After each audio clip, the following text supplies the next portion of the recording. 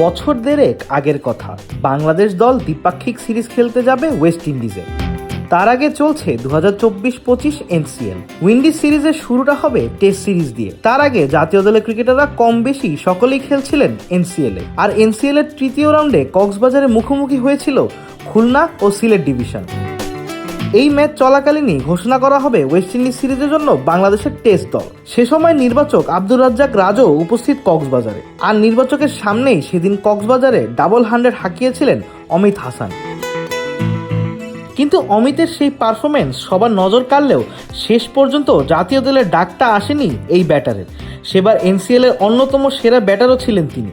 কিন্তু নিয়মিত পারফর্মার হওয়া সত্ত্বেও অমিতের অপেক্ষা বেড়ে চলছিল। তবে এই ব্যাটারের জাতীয় দলের ডাক পাওয়ার অপেক্ষা ফুরিয়েছিল পাকিস্তানের বিপক্ষে টেস্ট সিরিজে। দলে ডাক পেলেও এই তরুণ অবশ্য ম্যাচ খেলার সুযোগ পাননি। কিন্তু এতদূর আসতেও যে অমিতকে পাড়ি দিতে হয়েছে দীর্ঘ পথ। নারায়ণগঞ্জের ছেলে হওয়া সত্ত্বেও রাজিন সালের হাত ধরে ঠিকানা বদলে এনসিএল এ খেলেন সিলেট বিভাগের হয়ে। টি-20-র যুগে এনসিএল বিসিএল এ অবদান কম হওয়ায় তার মতো ক্রিকেটারদের চেনা হয়ে ওঠে না সবার। তবে অমিতকে এখন আর না চিনে উপায় নেই, কেননা প্রথম শ্রেণীর ক্রিকেটে 49 ম্যাচের ক্যারিয়ারে প্রায় 50 গড়ের ব্যাটিং আর 11 সেঞ্চুরির পর অমিতকে টেস্ট দলে নিতে বাধ্যই হয়েছিলেন নির্বাচকরা। প্রথম শ্রেণীর ক্রিকেটে তার অভিষেক 2019 সালে জাতীয় লিগে। সেখান থেকে 7 বছরের আরও কঠিন পথ পাড়ি দেওয়া অমিত এখন অভিষেকের অপেক্ষায়।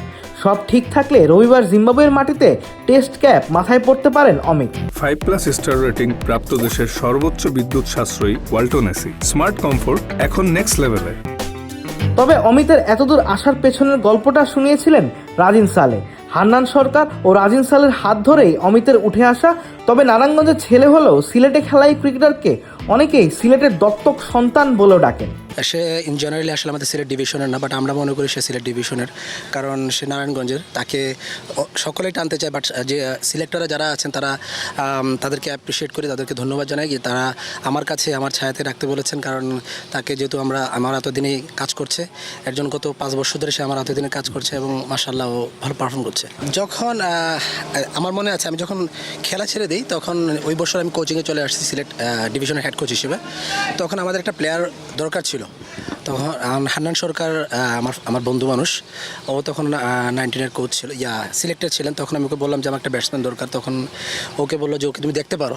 যখন আমি নিয়ে আসলো আমার মাঠে নিয়ে আসলাম, ওর নেট দেখলাম, তখন বললাম যে না, এই ছেলেটা খেলার মতো প্লেয়ার। এবং ওই প্রথম ম্যাচে সে মেবি 145 এরকম করেছিল, তাই না? ওই ম্যাচ করেছিল এবং আমরা ম্যাচটা জিতেছিলাম। ওইখান থেকে তাকে আসলে পিক করা। এবং বিপিএল এ সুযোগ মিলে না, প্রিমিয়ার লিগে থাকেন আড়ালে। অমিত তাই বেশি আপন করে নিয়েছেন প্রথম শ্রেণীর ক্রিকেটটাকে। গত এক দশকে যে দুজন ক্রিকেটার জাতীয় লিগের এক মৌসুমে 700-র বেশি রান করেছেন তাদের একজন অমিত। ডাবল সেঞ্চুরি আছে 2টি। বয়স এখন 24, সামনে পড়ে আছে দীর্ঘ পথ। মুশফিকের মতো উইকেট কিপিং করেন অমিত। ভালো লাগে তার জীবনযাপনের ধরন আর নিয়মানুবর্তিতা। আর সব ধৈর্যের পরীক্ষায় পাশ করে অমিত এখন জাতীয় দলে, অপেক্ষা টেস্ট ক্যাপ মাথায় দেওয়া। তবে বয়সভিত্তিক পর্যায়ে কঠিন পথ পাড়ি দেওয়া অমিত শুনিয়েছেন ফেরার গল্পটাও। সঙ্গে হান্নান ও রাজিনকেও ধন্যবাদ দিতে ভুলেননি এই ক্রিকেটার। হান্নান স্যার আমাকে ফার্স্ট ক্লাসে সিলেট টিমে দিয়েছিল, তো সেখানে আলহামদুলিল্লাহ 2টা ম্যাচ খেলছি প্রথম বছর। একটাতে 100 ছিল, একটাতে 50 ছিল। ওই দিক থেকেই এই ফার্স্ট ক্লাসের যাত্রা শুরু। 28 জুন হারারেতে সিরিজের একমাত্র টেস্ট খেলতে নামবে বাংলাদেশ।